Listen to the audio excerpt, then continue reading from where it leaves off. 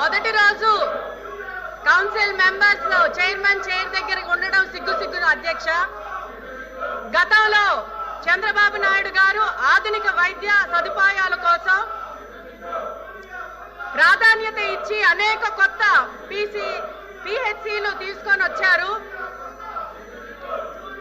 రాష్ట్రంలో ప్రాథమిక ఆరోగ్య కేంద్రాలు 1345 ఉండగా అందులో ప్రస్తుతం పనిచేస్తున్నవి 1145 ఉన్నాయి అధ్యక్ష. అవి కూడా చంద్రబాబు నాయుడు గారి పాలనలో బలోపేతం చేశాయి. అంతేకాక రాష్ట్రంలో అదనంగా 142 కొత్త పిహెచ్సిలు ప్రతిపాదించబడ్డాయి. వీటిలో 38 ప్రాథమిక ఆరోగ్య కేంద్రాలు జగన్ హయాంలో నిర్మాణ దశలో ఆగిపోయాయి. దీంతో వేలాది గ్రామాల ప్రజలకు వైద్య సదుపాయాలు దూరం అయ్యాయి అధ్యక్ష.